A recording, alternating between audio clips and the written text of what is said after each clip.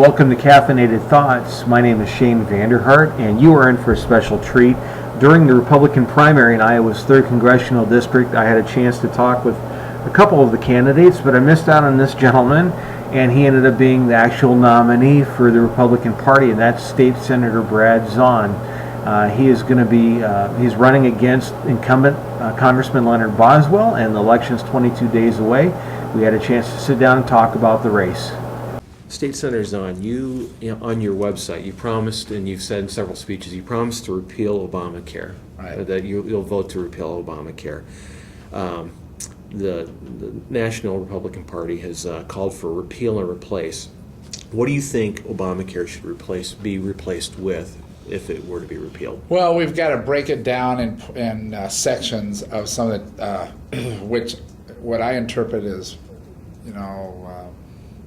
that there has been problems in the healthcare industry. Mm-hmm. Certainly, we need to start out with some tort reform. When you ever go and have any procedure done with a doctor, and I've had roundtables with physicians and people in the healthcare industry about some of the problems. One of the top of their list is tort reform, mm-hmm. and there's some creative ways that we could make some changes there.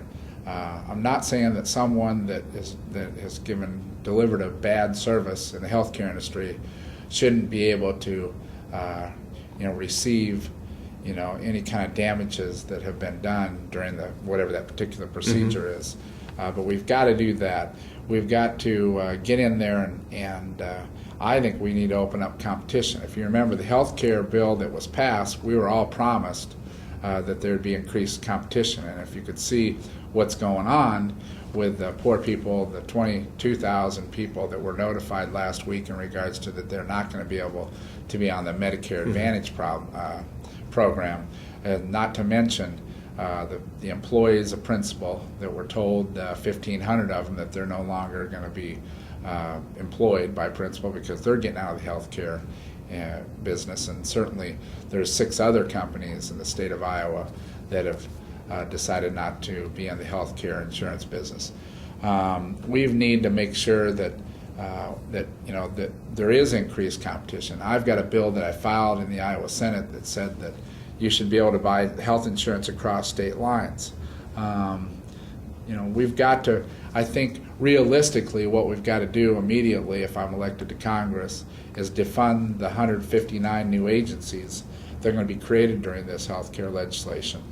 And we need to look at the healthcare industry overall and break it up in little pieces and get people that are qualified, people that are in the healthcare industry, including patients, mm-hmm. to be part of that decision-making process and offer legislation. Because we all recognize that we have problems in healthcare, and if the Republicans do gain majority there and don't make some changes, I think it's really unfortunate. And I want to be one that's going to be leading the charge in regards to making some of these changes. Okay. There's been several approaches too. Obviously, we get, if Brenna Finley is elected Attorney General, there will be an approach as far as she'll join a growing list of AGs who are going after Obamacare, regarding, especially with the individual insurance mandate. What kind of a related question to this is what is your position on states' rights and nullification?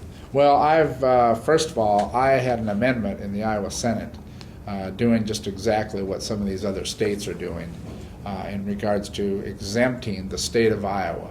And I do think it's a violation of states' rights. And I believe I'm more of a local control person. Mm-hmm. The Constitution was designed so a lot of these very important decisions are made at the state level. And I co-sponsored a bill with Senator McKinley as well as many other Republicans to make sure that states' rights are in place. And unfortunately, we were not able to get that passed through the chamber this last year. So I believe in the 10th Amendment, that says that states have their own rights, and we need to be able to respect that. Okay. You want to rein in federal spending, but where, outside of Obamacare, obviously, nixing that, if we repeal that, and you said already defund the 159 agencies that would be created by that, where else could we go? Because obviously, a lot of this isn't even started yet, and we're still federal spending as well. Well, what we need to do is we need to prioritize what services the people of the 3rd Congressional District expect out of their government as well as America. There's the negotiables and the non-negotiables for me. What we need to start with is we've got to fix the non-negotiables. And what I mean by fixing that, Social Security and Medicare would be a great example. I mean, with the Obamacare that was just passed, $500 billion is going to be taken out of Social Security or out of Medicare. We've got to get in there and we've got to fix Social Security. Okay. How would we do that? Well, make sure that the people that are out there raiding that trust fund no longer are doing that. We need to put the adequate resources to make sure that that's a healthy trust fund. And the next thing we need to do is we need to make sure that we have a healthy infrastructure. Infrastructure is what drives our economy. And we need to put the necessary resources there. And there's going to be challenges down the road with cars becoming more efficient. So there's not going to be quite as many gallons that are going to be pumped to a local gas station. We've got to make sure that we have a healthy, efficient defense. We've got a lot of people in this world that are threatening the United States, and we have to have a strong military. We have to make sure that our borders are secure, and we have to have a plan for that, which I would include, I always give the story about my sister who lives in Phoenix, Arizona, and she tells me, you're not seeing on the news what we are seeing in the news in Arizona, as well as all the other bordering states. We've got to secure those borders, and we need to look at the process for becoming a citizen in the United States, and that does not include amnesty. With that said, okay. I think what you got to do is take all the other spending programs that we have here in the United States, and we need to really, I'm going to be asking myself a simple question. Is this program worthy of passing that expense on to the future generation? And if the answer is no, then I'm not going to be able to support that. And we just got to prioritize. There's no long-range plan. We budget kind of helter-skelter from one year to the next.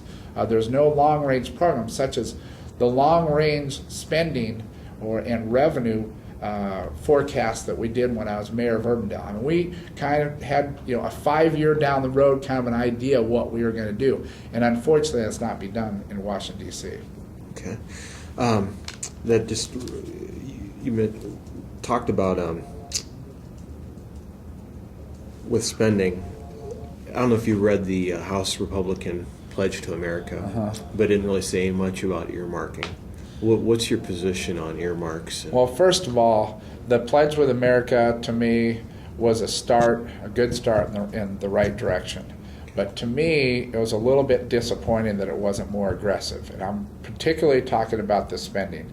The Pledge with America was saying that we'll roll back spending to the 2008 levels. I think we need to do a heck of a lot more than that for the future of our country, and certainly the young people that are going to be taking on this responsibility because of the irresponsibility of the current people that are in Washington D.C.